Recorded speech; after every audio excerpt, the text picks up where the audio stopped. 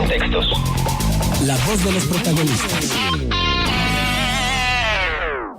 Javier Guerrero García es diputado federal, presidente de la Comisión de Desarrollo Social de la Cámara de Diputados. Nos acompaña esta mañana. Javier, gracias por estar con nosotros. Al contrario, Juan, con mucho gusto y como siempre, agradeciendo la oportunidad que me das para poder estar aquí en este espacio y comunicarnos con tus radioescuchas. Y bueno, pues para compartir con el auditorio, ¿cuáles son las prioridades legislativas concretamente en el aspecto de desarrollo social, que pues ha sido muy cuestionado en el sentido de la cantidad de recursos que se han invertido contra la calidad de los resultados que se han obtenido?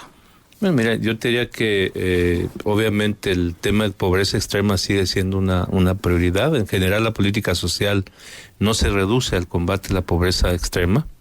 Tiene que ver mucho con acciones de salud, con acciones de educación, con acciones que vayan encaminados a fortalecer el ingreso de las familias en situación de pobreza, y creo que una valoración de esta naturaleza te permite ver el contexto y la trascendencia de lo que hace el gobierno y de lo que hace la sociedad. La política social no es solamente un tema del gobierno, es un tema, o el combate a la pobreza no solamente es un tema del gobierno, es un tema en general del Estado mexicano, y en ese sentido lo que tú señalas es totalmente real. Ha habido esfuerzos importantes, ha habido programas emblemáticos, y la pobreza, sobre todo la pobreza moderada, sigue creciendo.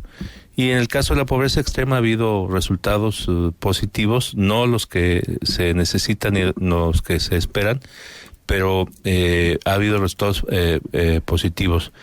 Esto es como una paradoja, porque además hay esfuerzos importantes en materia de evaluación, en materia de marco jurídico, en materia de construcción de indicadores para medir con objetividad el avance de las acciones de política pública. Y México está a la cabeza de muchos otros países en materia de evaluación. ¿Cuáles son las prioridades? Por ejemplo, te diría yo en el marco legislativo en este contexto. Primero, pues mejorar el marco jurídico. Creo que es importante revisar cómo estamos midiendo a partir de la Ley de Desarrollo Social el tema de la pobreza extrema, fundamentalmente. Si medir las carencias es suficiente, o si tenemos que incorporar otro tipo de indicadores o de información que nos permita medir con mucha exactitud. El Coneval elabora sus evaluaciones a partir de la encuesta de ingreso-gasto, y hay otros instrumentos del propio INEGI como los censos, el intercensal, que se realiza cada 5 años, que paradójicamente te da resultados diferenciados. Lo que dice el Coneval a partir de la ENIG y lo que dice la información producto del intercensal, y hay un ejemplo particularmente en el caso de Oaxaca.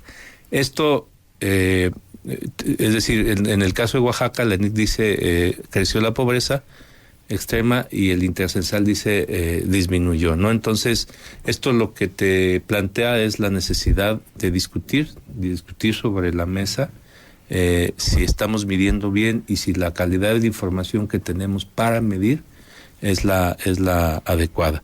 Esa es una dimensión del tema y del problema. La otra dimensión tiene que ver con la calidad del gasto. Es decir, sí ha habido recursos importantes en los últimos 20 años, y a la luz de los resultados pareciera ser que los instrumentos para atacar el fenómeno de la pobreza no son suficientes, o que hay algún problema en materia de ejecución o de operación o de identificación de métodos de abordaje en la población objetivo.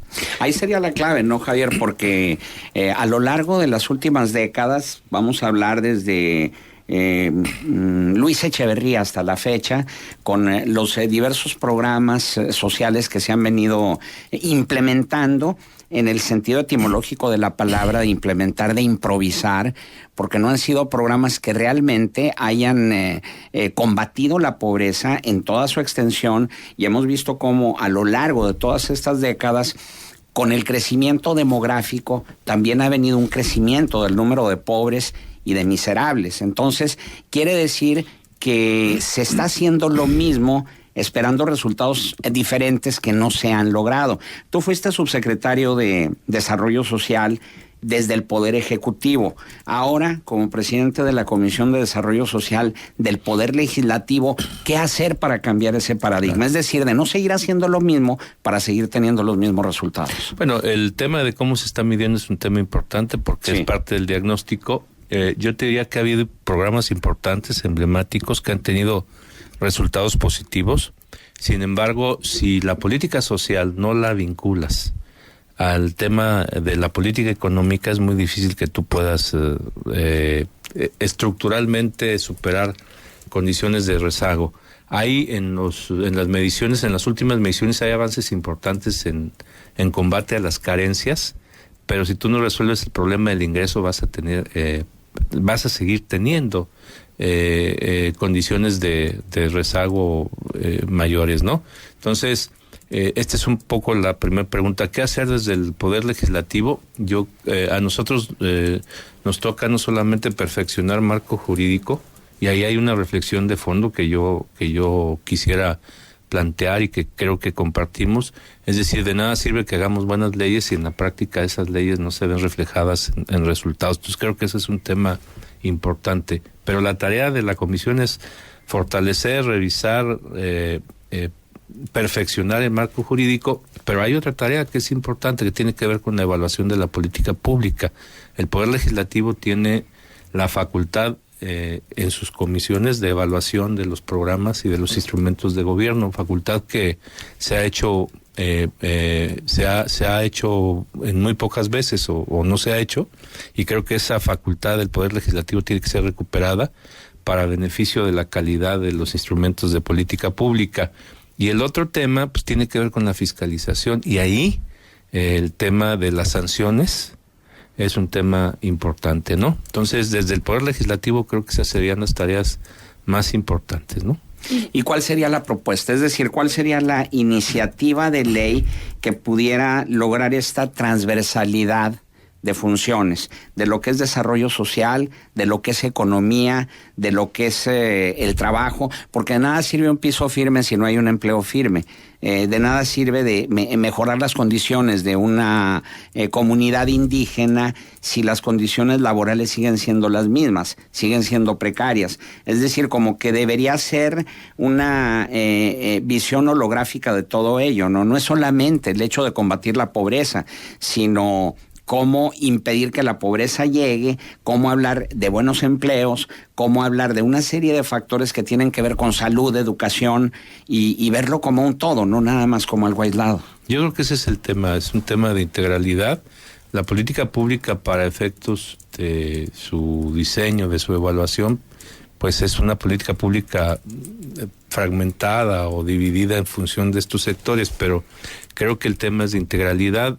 Me parece que hay que actualizar la Ley de Desarrollo Social en esta visión de integralidad, de universalidad, sobre todo a partir de las reformas que se han venido dando en materia de educación, en materia de salud y en materia de derechos humanos. Me parece que ese piso básico de política social dura es la que tiene que estar reflejada en términos de los mandatos de la propia ley. Yo creo que el tema, además del tema jurídico, está fundamentalmente en el tema del diseño de la política, del diseño y de la evaluación de la política pública.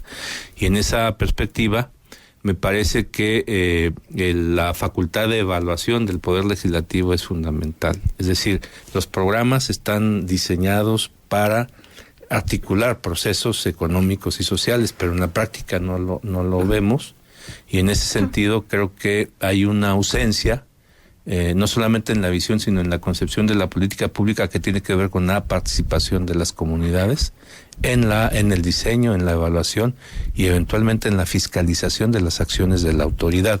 Y aquí tienes otra dimensión, porque no es solamente la autoridad federal, sino ahí el tema de los estados y de los municipios es importantísimo. No puede haber duplicidad de programas, no puede haber programas padrones desarticulados de beneficiarios a nivel federal, a nivel estatal y municipal. Tiene que haber un solo padrón de beneficiarios, y tiene que haber una actitud y una actividad permanente de opinión, de participación de las comunidades y los propios beneficiarios. Yo no le veo, y esa es mi convicción, futuro a una política pública que se desarrolle al margen de los ciudadanos, ¿no? Creo que ahí hay un tema importante. Tú señalabas mi última experiencia en el Poder Ejecutivo Federal como subsecretario de Desarrollo Social, y mi experiencia en los 2 años y 3 meses, 4 meses que estuve en el gobierno federal, es que si no involucramos a la población en las acciones de gobierno, las acciones de gobierno pierden sentido de trascendencia, y por muchos recursos que inviertas, por ejemplo, para equipar escuelas o para equipar centros de salud y acondicionar acciones en la materia, si la gente está ausente, si se hacen ajenos a la propia comunidad, es muy difícil que puedas trascender, ¿no? Pero, Javier, cuando tú hablas de la gente, me parece que es como una masa amorfa, y que desgraciadamente hemos visto con el paso del tiempo que quienes participan son los líderes, y los líderes generalmente no representan los intereses de todos, sino representan sus propios intereses, que están ligados a los intereses de los partidos políticos, sea la marca que sea, ¿no? Entonces, ¿cómo hacer para que realmente esa gente de la que tú hablas tenga esta vinculación? Conocimos el caso de una madre de familia muy preocupada, por ejemplo, en función de que los maestros están dando 4 horas de clases, ¿sí? Y entonces dice, aquí, ¿a quiénes les decimos? ¿Quiénes nos van a hacer caso? Si la educación ya es tan deficiente y si acortan el tiempo, y entonces, ¿dónde quedan los esfuerzos de la reforma educativa? ¿Dónde queda toda esta discusión que se ha venido haciendo? Si a la hora de concretar las acciones y de volverte pragmático, pues las cosas no avanzan y no funcionan. Sí, yo creo que hay un problema de clientelismo que tiene que ser desterrados a partir de una acción genuina de involucramiento social. Yo diría, no se construye política pública con los líderes, con este tipo de líderes, ¿no? Claro. Sino con las comunidades organizadas, y creo que la asamblea en la comunidad, creo que el involucramiento de las comunidades organizadas todas, eso es lo que te puede dar sentido de trascendencia a la política pública. Mi experiencia en el caso, por ejemplo, de la zona náhuatl, de la montaña baja de Guerrero, fue parte de eso. El alcalde me decía, oiga, pues sí, ya invertimos mucho en equipamiento, ya construimos la secundaria y la preparatoria, ya equipamos el centro de salud, pero yo necesito que me dé más recursos para equipar. Y yo le decía, bueno, a ver, yo no he visto una iniciativa del alcalde para en la preocupación de los altos índices de diabetes, por ejemplo, en población infantil. La comunidad misma, el líder institucional de la comunidad, no está haciendo absolutamente nada. Si no logramos involucrar a la comunidad, es muy difícil que, por muy buen programa que tengamos, tenga este sentido de trascendencia, ¿no? Uh-huh. Hay un comentario que nos hace llegar Javier Luna Durán y que tiene que ver precisamente con la siguiente pregunta que te iba a plantear. Dice Javier Luna, sobre la entrevista sobre pobreza escuchamos kilos de palabras que no dicen nada porque desgraciadamente no saben cómo resolver el problema de la pobreza, o más grave aún, quieren seguir teniendo clientes votos. Bueno, esto que dice Javier Luna lo han analizado algunos otros articulistas y columnistas en el sentido de que hasta qué punto realmente le conviene al sistema mantener la pobreza por una cuestión de clientela político-electoral, porque en la medida en que haya menos pobres, en la medida en que haya menos ignorantes, pues en esa misma medida va a dejar de mantenerse el sistema que actualmente se tiene. No, yo creo que, bueno, el tema del uso electoral o político de los recursos en general, no solamente de los programas sociales, pues es un tema que tiene que ser desterrado. No creo que en abstracto le convenga a alguien que las situaciones sigan así. En México la competencia electoral pues ha venido diversificando. Creo que lo que tenemos que desterrar, independientemente de dónde venga, es este esquema clientelar y esta distorsión en el manejo de los recursos públicos, ¿no? Bien, María Elena Soto se comunica y dice: felicidades a Javier Guerrero. Creo que en lugar de ser diputado debió haber sido secretario de Hacienda. Él dejó la deuda en Coahuila en cero. Sería bueno que se fuera al gobierno federal para también dejar la deuda en cero. Bien, Javier Guerrero García, presidente de la Comisión de Desarrollo Social de la Cámara de Diputados, nuestro agradecimiento por tu presencia. Al contrario, muchas gracias, Juan Marcela. Muchas gracias. Gracias.